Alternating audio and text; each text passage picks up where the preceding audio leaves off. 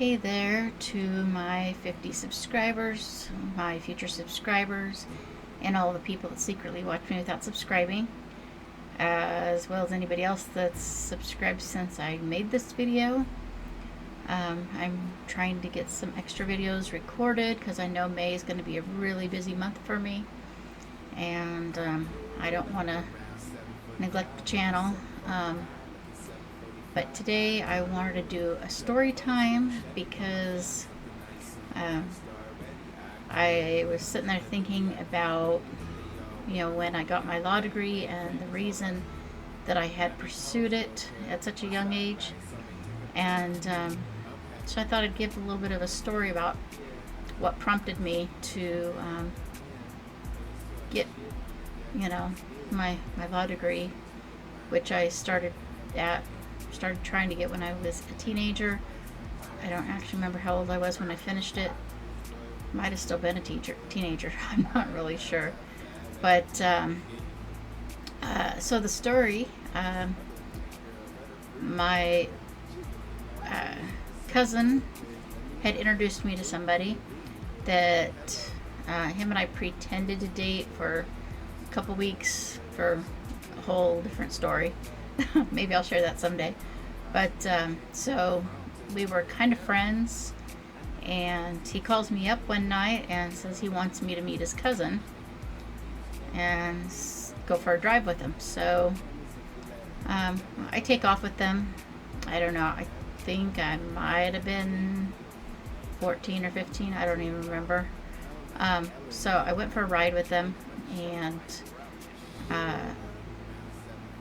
I don't remember where all we went, but we stopped at this convenience store, and the guy that I was with, my friend, had gone in the back to do things that he was probably not really supposed to be doing.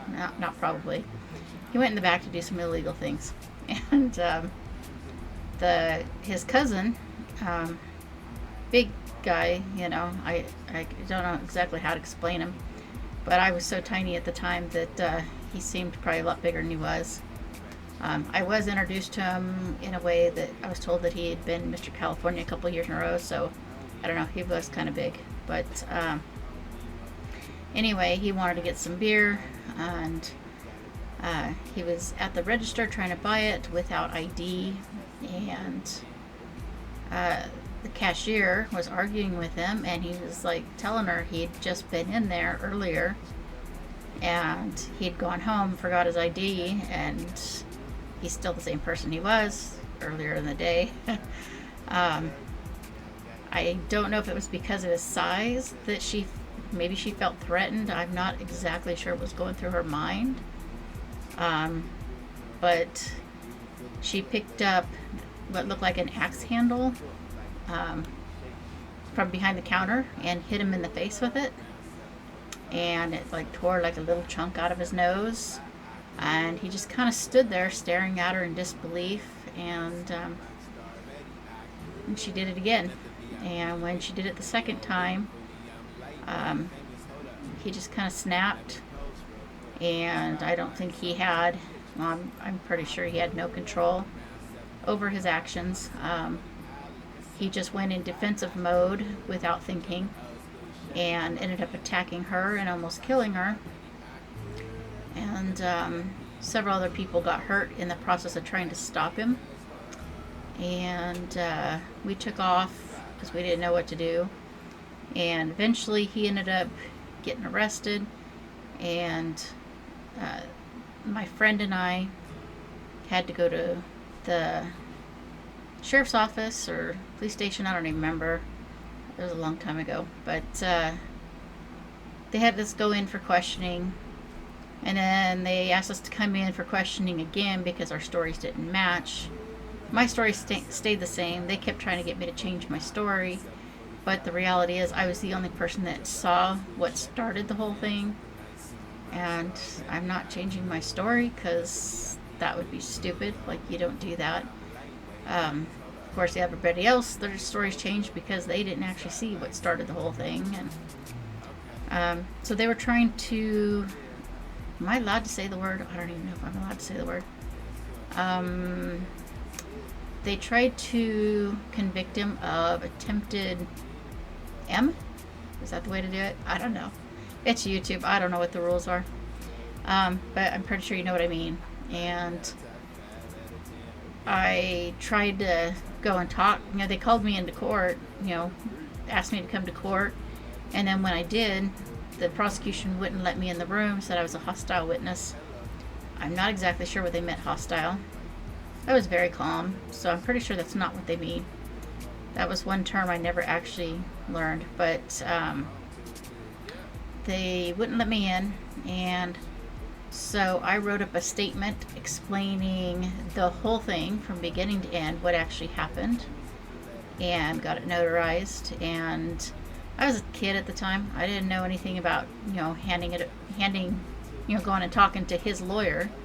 I just went straight to the judge because in my mind that's what needed to happen. And I gave the letter to the bailiff. The bailiff took it to the judge, and they ended up convicting him of assault with a deadly weapon because his hands and feet were registered weapons at the time. And I don't remember. I think he did like 3 years or something. And anyway, I was already interested in law a little bit before that, but then it was like, you know, I was upset that the prosecution didn't want me there because I knew what actually happened, and the fact that all they wanted was the people there that saw what happened to the people that were injured, but they didn't care what happened to lead up to that. And to me, the whole truth is important. People's reasons are important. You know, what prompts things to start is important. You know, every detail of every case is important. And yeah, so that's why I went and got a law degree. And then I've seen a lot of corrupt things, so I decided not to use it. Yeah, it kind of sounds backwards, but I just didn't want to be involved anymore. So anyway, so that's what happened, and I'm probably leaving a lot of things out, but you get the idea. That's the main thing that got me to be interested in getting a law degree. So yeah, and I've never technically used it in an official capacity. I've helped a lot of people with legal issues, but not in, I shouldn't say not in the courtroom. I've helped a few people in the courtroom indirectly, I guess, and probably overstepped my bounds a few too many times, but hopefully people are over it by now. That was a long time ago. And anyway, so that's all, and I'm gonna let you go. Got a million things to do. I'm getting ready for my trip in a couple weeks, and got a lot to prepare. So anyway, thank you for watching, and please like, subscribe, comment, share. Tell me about your stories if you want to. I'm interested. Tell me everything.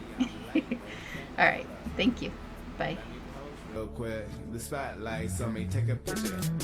Okay, I'm the man of the year. How this dude I see is the man in the mirror. Haters talk shit in the deaf man's ear, but the deaf man sees what the blind man hear. And the